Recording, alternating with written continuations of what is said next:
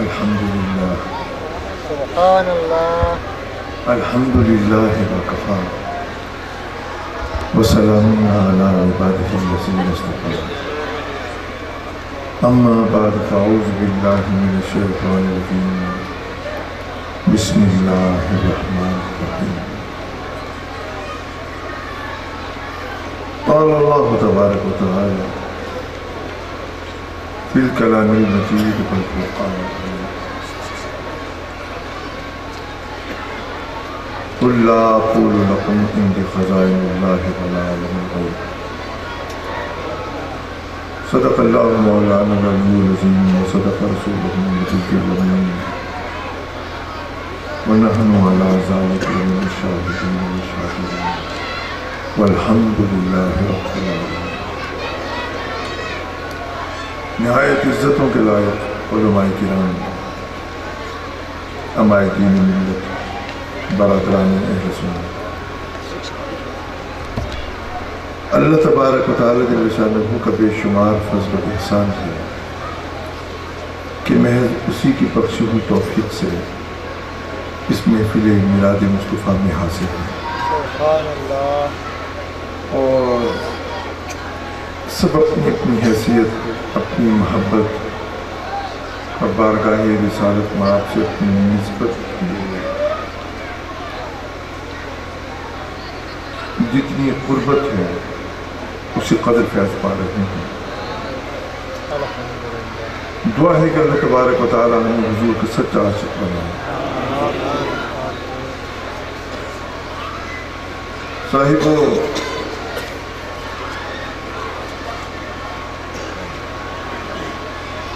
یہ میلاد مبارک کا عظمتوں بھرا مہینہ ہے۔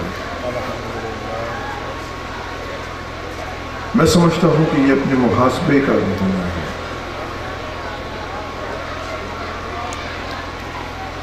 ہمیں سوچنا چاہیے کہ ہم جس نبی کے امتی ہیں، ہم اپنے گریبانوں میں جھانک کر دیکھیے کہ ہمارا اپنا حال کیا ہے۔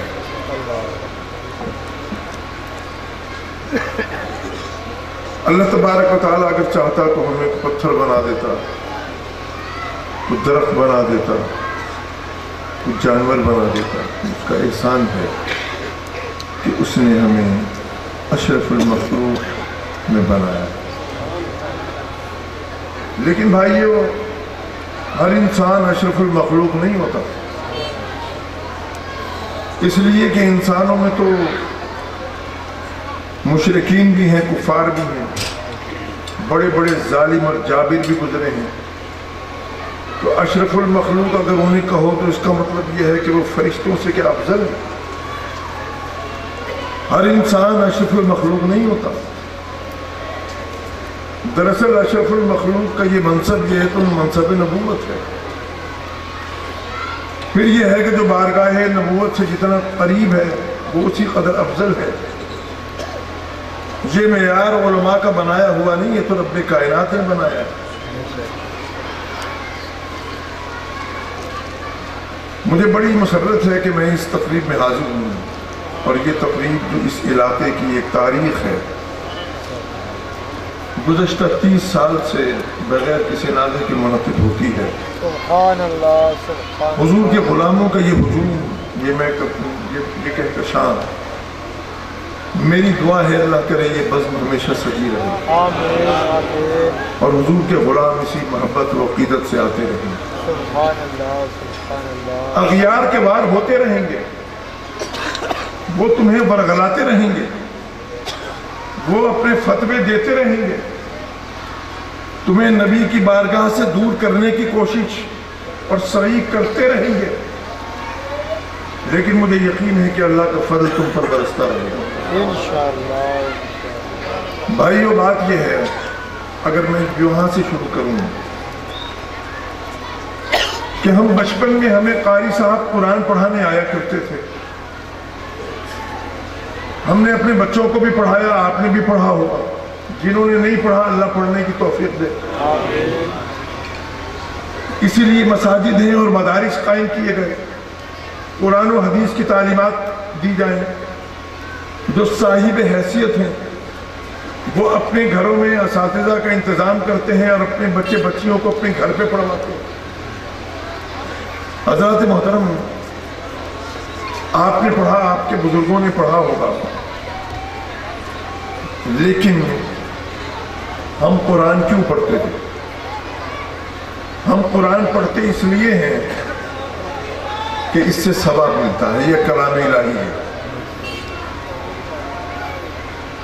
حضرات محترم، کیا ہم میں سے کبھی کسی نے یا آپ کے آباء و اجداد میں سے کبھی کسی نے یہ کوشش کی کہ وہ قرآن مجید فرقان حمید کا خود سے ترجمہ کریں یا تفسیر کرنے بیٹھ جائیں؟ ایسا کبھی ہوا؟ نہیں۔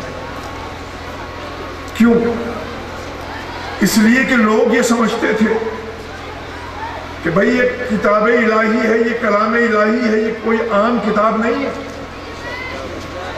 یہ اللہ کا کلام ہے، اس میں غوطہ زنی کی گنجائش کی اسی کو اجازت ہونی چاہیے کہ جو اس کا شناور ہو۔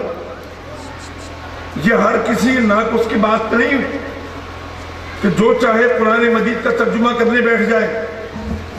یہ کوئی ریاضی کا سوال تھوڑا ہوگی کہ جی اگر غلط ہو گیا تو کیا استاد نے صحیح کرا دیا؟ یہاں تو اگر کسی لفظ کا کسی حرف کا ترجمہ غلط ہو جائے تو ایمان سے ہاتھ دھونا پڑیں گے۔ بڑا مشکل مرحلہ ہے۔ لوگوں کا یہ عقیدہ نہیں تھا کہ جی ہم مر جائیں گے تو ہمیں قبر میں یا محشر میں یہ سوال ہوگا کہ تم نے قرآن کا ترجمہ یا تفسیر پڑھی یا نہیں پڑھی۔ یہ سوال ضرور ہوگا کہ اس پر عمل کیا یا نہیں کیا۔ یہی وجہ ہے کہ حافظ صاحب ہوں یا قاری صاحب ہوں، یہ آپ کو ضروری مسائل ضرور بتاتے ہیں۔ رب کائنات نے ان چیزوں سے روکا، ان کے کرنے کا حکم دیا ہے۔ صاحبو، یہ آپ کے ایمان کی دلیل ہے کہ آپ قرآن مجید فرقان حمید کا ترجمہ خود سے کرنے کی جسارت نہیں کرتے۔ یہ تو معاملہ تھا عام انسانوں کا، عام لوگوں کا۔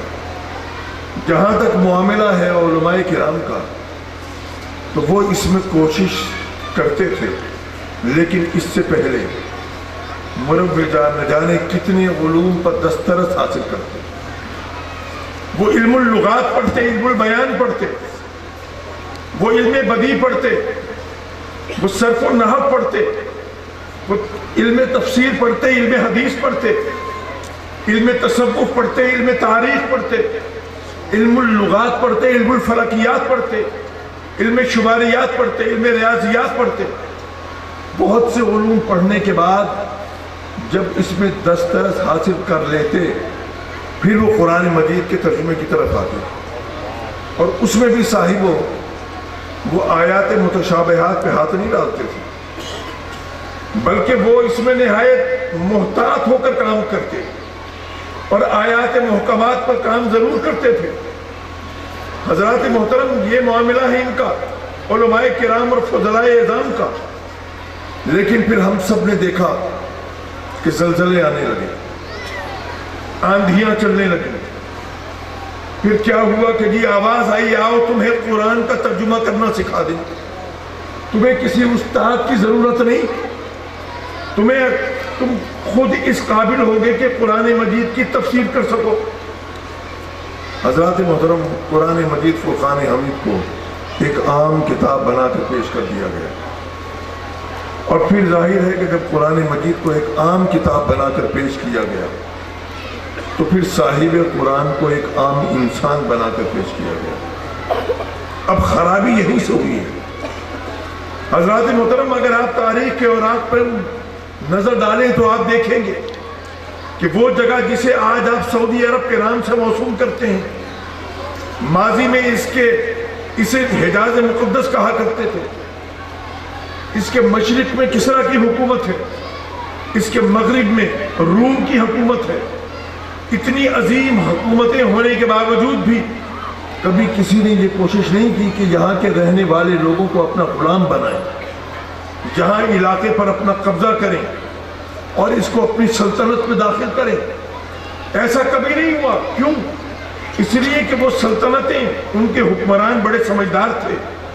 وہ یہ سمجھتے تھے کہ یہاں کے رہنے والے یہ تو اتنے وحشی، اتنے جاہل ہیں کہ یہ تو کسی علاقے کا حکمران بننا تو درکنار، یہ تو کسی شائستہ حکومت کے غلام بننے کے اہل بھی نہیں۔ حضرات محترم، لیکن پھر سب نے دیکھا کہ دیکھتے ہی دیکھتے سارا ماحول بدلا۔ پھر یہ ہے کہ وہ یہی لوگ، یہی عرب کے ویچی، یہی بدو گوار، یہی جاہل، یہ جس جگہ سے گزر جاتے تھے، ارے علم و معرفت کے چراغ روشن کرتے تھے، ظلم و جہالت کے بادل چھٹ جاتے تھے۔ تو جب میں نے اس پر غور کیا تو مجھے دو ہی چیزیں نظر آئیں، ایک ہے قرآن اور دوسری ہے صاحب قرآن۔ ارے یہ قرآن کا فیض تھا اور صاحب قرآن کی نگاہ کا معجزہ تھا، جس نے عرب کے ان جاہلوں کو آسمان معرفت کا تابندہ ستارہ بنا دیا۔ حضرات محترم، لیکن بات یہ ہے کہ یہ وہی قرآن ہے جسے آج ہم پڑھتے ہیں، ہمارے بچے اسے منہ زبانی یاد کرتے ہیں، لیکن اسے پڑھنے چھاپنے پڑھنے کے باوجود بھی، ہزاروں لاکھوں قراء اور حفاظ ہونے کے باوجود بھی ہماری حالت زار پہ اثر نہیں پڑتا۔ اس کی وجہ کیا ہے؟ وہ یہی ہے، صاحبوں کے قرآن پڑھتے ہیں پر سمجھتے نہیں ہیں۔ اس لیے قرآن نے کہا جو دلوں میں ہی کثیروں وہ یہدی میں ہی کثیرہ، ارے اس کو بتیرے پڑھیں گے مگر بھٹک جائیں گے، اور بہت سے پڑھیں گے مگر ہدایت پائیں گے۔ اب وہ کون ہے جو بھٹکے ہیں؟ حضرات محترم، پہلی بات تو یہ ہے کہ اگر آپ کو قرآن مجید فرقان حمید کا ترجمہ یا تفسیر پڑھنی ہے تو صاحبوں یہ نصیحت ہے، خدا کے لیے اس بات کا اہتمام کرو، اس کا خیال کرو، یہ دیکھو کہ جو ترجمہ یا تفسیر تمہارے ہاتھ میں ہے وہ کس کی لکھی ہوئی ہے۔ اس کا دل اگر محبت رسول سے روشن ہے تو ضرور پڑھو، ورنہ خدا کے لیے اس کے قریب مت جانا، اس لیے کہ تمہارے پاس اتنا علم نہیں ہے کہ تم یہ سمجھ سکو کہ اس میں کیا لکھا گیا ہے، کہ تمہیں اپنے ایمان سے ہاتھ دھونا پڑے۔ میرے نبی علیہ السلام نے اسی زمانے کے لیے فرمایا تھا کہ اس وقت مسلمان کے لیے ارے زمین کی پیٹھ سے زمین کا پیٹ بہتر ہوگا۔ حضور نے فرمایا، ارشاد فرمایا، اس صحیح حدیث ہے، میرے نبی نے فرمایا کہ اس وقت کا مسلمان اگر اپنے ایمان کو سلامت لے گیا تو وہ نہایت خوش نصیب ہے۔ حضرات محترم، دیکھیں جب بھی میرے اور آپ کے نبی علیہ السلام کے میلاد کی بات ہوتی ہے، لوگ اعتراض کرتے ہیں، جناب یہ تو بدعت ہے، یہ بدعت کی رٹیں لگانا۔ میں سمجھتا ہوں اب ان لوگوں کو جو الزامات لگائے جاتے ہیں ان کو یہ الزامات بدل دینے چاہیے، اس لیے کہ ان الزامات کا مدلل جواب یہ تمام جوابات ہمارے علماء و مشائخ دے چکے ہیں اور بارہا کتابیں اس پر لکھی جا چکی ہیں۔ حضرات محترم، لیکن میں آپ کی خدمت میں عرض کروں گا کہ آپ کے نبی علیہ السلام پر جو سب سے بڑی تنقید کی جاتی ہے اور حضور کی ذات کو جس ستم اور شتم کا نشانہ بنایا جاتا ہے وہ یہ ہے کہ حضور کے علم اور حضور کی قدرت کا انکار کیا جاتا ہے۔ دیکھیں آج میں ایک صاحب کی تقریر سنی، وہ جناب دوسرے مسلک سے ہیں، سب سے پہلے بات کریں گے کہ جی نبی کو غیب کا علم نہیں ہے، غیب کو جی اللہ جانتا ہے۔ غیب کہتے ہیں چھپی ہوئی چیز کو، غیب کہتے ہیں پوشیدہ چیز کو کہ جس کو آپ دیکھ نہ سکیں۔ میرے نبی نے ارشاد فرمایا کہ کائنات کا سب سے بڑا غیب خدا ہے، اللہ ہے، وہ تم اس کو دیکھ نہیں سکتے، تم اس کو چھو نہیں سکتے، ارے چھونا تو درکنار، تم تو اسے سوچ بھی نہیں سکتے۔ کائنات کا سب سے بڑا غیب اللہ ہے۔ حضرات محترم، اب مجھے بتاؤ کہ جس نے رب کائنات کو دیکھا ہو، جس نے کائنات کے سب سے بڑے غیب کو دیکھا ہو، اب اگر کوئی امتی کھڑا ہو کر سوال کرے اے میرے نبی بتا تو غیب جانتا ہے یا نہیں، میں سمجھتا ہوں یہ گستاخی رسول بھی ہے اور جہالت علمیہ بھی ہے۔ حضرات محترم، شیخ محدث فرماتے ہیں کہ میں تو اللہ کو مانتا ہی اس لیے ہوں کہ وہ محمد عربی کا اللہ ہے۔ حضرات محترم، ہم اللہ تبارک و تعالیٰ کی شہادت دیتے ہیں یا نہیں دیتے؟ اس کے بعد لا شریک ہونے کی شہادت دیتے ہیں یا نہیں دیتے؟ ہم پڑھتے ہیں یا نہیں پڑھتے؟ اشہد ان لا الہ الا اللہ۔ حضرات محترم، میں شہادت دیتا ہوں کہ رب کائنات وحدہ لا شریک ہے، یہ ہماری شہادت ہے، یہ شہادت ہم نے دی ہے۔ اور ایک شہادت وہ ہے جو ہمارے نبی نے دی ہے. ہمارے نبی کی اللہ پہ شہادت میں اور ہماری اللہ پہ شہادت میں زمین و آسمان کا فرق ہے. اگر ہمارے نبی نے شہادت دی تو اللہ کو دیکھ کر شہادت دی، اور ہم تو اپنے نبی کے کہے پر شہادت دے رہے ہیں. حضرات محترم، اب دیکھیے، جس نے کائنات کے سب سے بڑے غیب کو دیکھا ہو، اس سے یہ سوال، کیا یہ اس پر شبہ بھی ہو سکتا ہے؟ کیا یہ گمان بھی ہو سکتا ہے کہ وہ غیب نہیں جانتا؟ باقی جتنے بھی غیب ہیں وہ تو ثانوی غیب ہیں. مثال کے طور پر یہ کہ آپ کی فلاں چیز اس وقت کہاں ہے، فلاں شخص اس وقت کہاں ہے، وہ کیا کر رہا ہے، میری پیٹھ کے پیچھے، اس پردے کے پیچھے کیا ہو رہا ہے، یہ سب غیب ہے میرے لیے. ضروری نہیں کہ جو چیز میرے لیے غیب ہو وہ آپ کے لیے بھی غیب ہو. اللہ تبارک و تعالی ہمارے لیے غیب ہے لیکن ہمارے نبی کے لیے غیب نہیں. حضرات محترم، میں آپ کی خدمت میں بس اسی حوالے سے چند معروضات آپ کی سماعتوں کی نظر کر کے آپ سے وقف اجازت چاہوں گا. دیکھیے، اب مجھے کہنے دیجئے کہ اگر میں قانون کی زبان میں بات کروں تو میں کہوں گا کہ جب گواہی، جب آرگیومنٹ کی، شہادت کا آرگیومنٹ مکمل ہو رہا تھا، جب شہادت کا چیپٹر کلوز ہو رہا تھا، تو پھر حضرت موسیٰ علیہ السلام رب کائنات سے ہم کلامی کا شرف حاصل کر چکے تھے. آپ نے اس بات خواہش کا اظہار فرمایا، مولا میں تجھے دیکھنا چاہتا ہوں. تو رب نے کیا فرمایا؟ لن ترانی، موسیٰ تو مجھے نہیں دیکھ سکتے. یہ فرمایا کہ ہاں، یہ جو 7 پہاڑ ہے ہم اس پر اپنی تجلی کرتے ہیں، اگر یہ اپنی جگہ سلامت رہا تو پھر تم بھی ہمیں دیکھ لو گے. رب کائنات کی تجلی فرمائی تو پہاڑ ریزہ ریزہ ہو گیا. حضرت موسیٰ علیہ السلام کو رب کائنات نے شہادت سے محفوظ رکھا اس طرح، اور آپ سے بے ہوش ہوئے، ہوش میں آئے تو رب کائنات کی بارگاہ میں رجوع کیا. یہ سب قرآن ہے. حضرات محترم، یہ جب آرگیومنٹ مکمل ہو رہا تھا، حضرت موسیٰ علیہ السلام رب کائنات سے ہم کلامی کا شرف حاصل کر چکے ہیں، گفتگو ہو چکی ہے، جواب بھی آ چکا ہے، سماعت بھی ہو چکا ہے. حضرت عیسیٰ علیہ السلام یہ مظاہر قدرت کو ساتھ لے کر چلتے ہیں. ایدناہ بروح القدس. اب صرف رب کائنات پر ایک شہادت باقی ہے اور وہ نظری اور بصری شہادت باقی ہے. اس کے لیے رب کائنات نے میرے اور آپ کے نبی علیہ السلام کو حضور کو چنا گیا. ما زاغ البصر وما طغى. نہ اس کی پھر نظر نے کجی کی، بصارت نے کجی کی، نہ وہ ادھر سے ادھر ہوا. اللہ اکبر. ہمارے پیغمبر نے، ہمارے نبی نے اپنے رب کو دیکھا، قریب سے دیکھا، محبت سے دیکھا، قربت سے دیکھا، کوئی غیاب سے نہیں دیکھا. حضرات محترم، تو جس نے کائنات کا سب سے بڑا غیب دیکھا ہو، اور باقی غیب کی حیثیت کیا ہے؟ اللہ اکبر. حضور علیہ السلام نماز پڑھا رہے ہیں، مؤخری صف، آخری صف میں کسی سے کوئی نیا صحابی مسلمان ہوا، کوئی غلطی ہوئی اور نماز جاتی رہی. حضرات محترم، میرے نبی علیہ السلام نے نماز مکمل فرمائی اور حضور علیہ السلام نے سلام پھیرا. سیدی نے فرمایا، تم کیا سمجھتے ہو کہ مجھے پتہ نہیں چلتا؟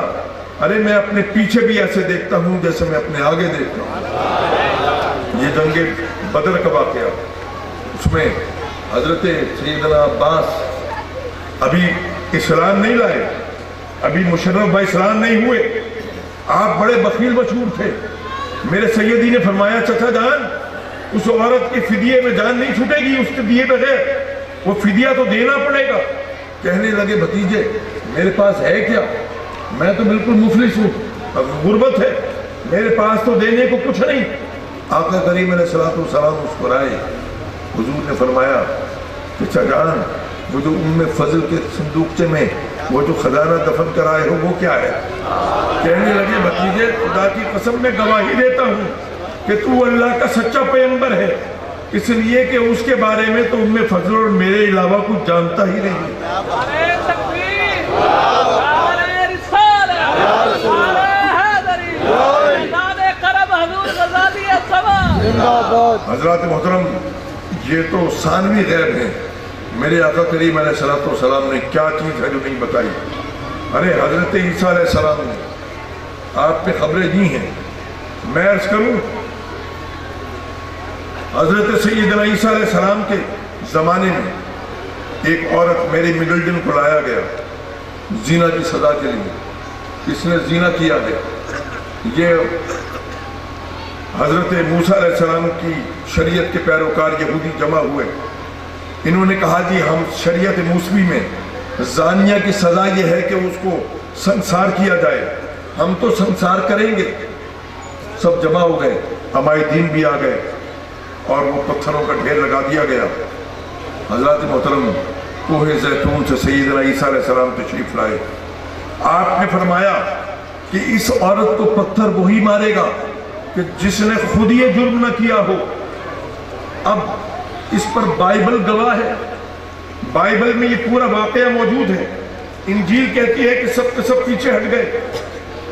کیوں پیچھے ہٹے؟ اس لیے کہ وہ سب کے سب مجرم تھے یا نہیں تھے؟ بھائی جب ان کو کہا گیا کہ اس زانیہ کو پتھر وہی مارے گا کہ جس نے خود یہ گناہ نہ کیا ہو، اب اگر سب کے سب پیچھے ہٹ جائیں تو پھر کیا مطلب یہ کہ سب کے سب اس جرم کا شکار ہیں یا نہیں، ملزم اور مجرم ہیں یا نہیں. حضرات محترم، لیکن یہاں تو معاملہ عزت کا بن گیا تھا. پیچھے ہٹتے تھے تو پول کھلتا تھا تو پتھر مار دیتے. پتھر نہیں مارا، سب ڈر گئے. کیوں؟ اس لیے کہ وہ جانتے تھے کہ ہم نے اگر پتھر مارا تو یہ جو عیسیٰ ہے یہ اللہ کا سچا پیغمبر ہے اور یہ قرآن کی زبان میں پہلے ہی دعویٰ غیب کر چکا ہے. وَأُبْرِئُ الْأَكْمَحَ وَالْأَبْرَصَ وَأُحْيِي الْمَوْتَ بِإِذْنِ اللَّهِ وَأُنَبِّئُكُم بِمَا تَأْكُلُونَ وَمَا تَدَّخِرُونَ فِي بُيُوتِكُمْ. اے لوگو، میں مادرزاد اندھوں کو بینائی دیتا ہوں، کوڑیوں کو شفا بخشتا ہوں. فرمایا کہ میں دیتا ہوں. اللہ اکبر. اور یہ میں تو مردے زندہ کر دیتا ہوں اللہ کے حکم سے. لوگوں نے اعتراض کیا کہ جناب کام تو سارا اللہ کا تھا نا، تو حضرت عیسیٰ علیہ السلام کا تو رول ہی کوئی نہیں. میں کہتا ہوں جاہلو، رب کائنات سبب نہیں ہے، وہ مسبب الاسباب ہے، سبب کا پیدا فرمانے والا ہے. اس نے سیدنا عیسیٰ علیہ السلام کو بطور سبب کے پیدا کیا اور یہ کام سیدنا عیسیٰ علیہ السلام کے ہاتھوں اور آپ کی زبان اقدس سے نکلے ہوئے کلمات سے پورا ہوا. آپ جس کو ہاتھ لگاتے کوڑی کو، اس کو شفا مل جاتی. میں کہتا ہوں حضرت عیسیٰ علیہ السلام کا کمال یہ ہے کہ جب کوڑی کو ہاتھ لگائیں تب شفا ملتی ہے نا. اور میرے نبی علیہ السلام کا کمال تو دیکھو، ارے جس جگہ جس راہ گزر سے اپنی پوری حیات طیبہ میں محض ایک مرتبہ گزر جائیں تو وہاں کی مٹی، وہاں کی دھول قیامت تک کے لیے خاک شفا بن جاتی ہے. یہ تو میرے نبی کا کمال ہے.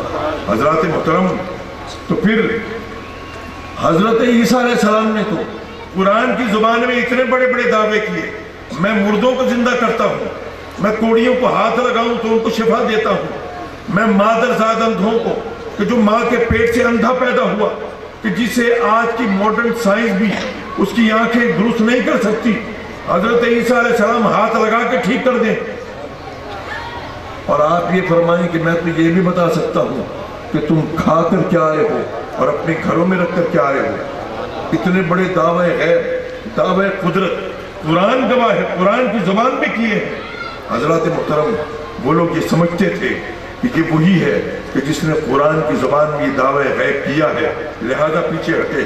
لیکن کمال یہ نہیں کہ حضرت عیسیٰ علیہ السلام تو اتنے بڑے بڑے دعوے کریں اور میرے نبی علیہ السلام میں یہ فرمائیں لا علم الغیب، میرے پاس تو کوئی غیب نہیں، میں تو کوئی غیب نہیں جانتا. قل لا اقول لکم عندی خزائن اللہ ولا اعلم الغیب، میرے پاس تو اللہ کی کوئی خزانے نہیں. حضرت عیسیٰ علیہ السلام تو قدرت کی اتنی نشانیاں چھوڑی. آپ تو محض یہ بتایا کرتے تھے نا کہ تم کھا کر کیا آئے ہو اور اپنے گھروں میں رکھ کر کیا آئے ہو. اور میرے نبی علیہ السلام نے ارے وہ کون سی چیز ہے جو حضور کی نگاہوں سے پوچھی جاتی ہے. آپ نے تو ماں کے رحم سے لے کر باپ کے سرخ تک کی خبریں دی ہیں. اللہ اکبر.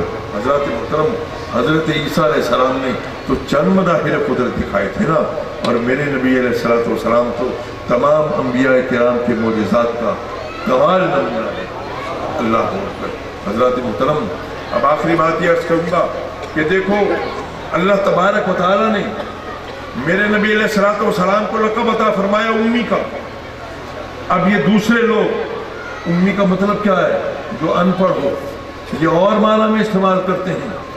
मैं अर्ज़ करूँ, रब्बे कायनात ने ये एजाज़ अता फरमाया अपने नबी को, ये खिताब अता फरमाकर मतलब क्या है? रब्बे कायनात ने अपने नबी अलैहिस्सलातु वस्सलाम के इल्म को महफूज फरमाया, हुजूर को कितना इल्म अता फरमाया।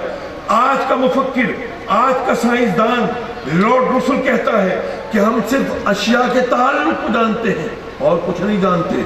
इधर मेरे नबी ये दुआ फरमा रहे हैं, अल्लाहुम्मा नब्बिनी बिहक़ीक़तिल अशिया, ऐ मेरे मौला मुझे हकीकत अशिया का इल्म अता फरमा। अब सवाल ये है कि क्या अल्लाह तबारक व तआला ने अपने नबी की इस दुआ को कबूल नहीं फरमाया होगा? क्या अल्लाह ताला अपने नबी की दुआएं नहीं सुनता? अरे रब्बे कायनात ने कुरान ही में अपने नबी की इस दुआ का जवाब अता फरमाया।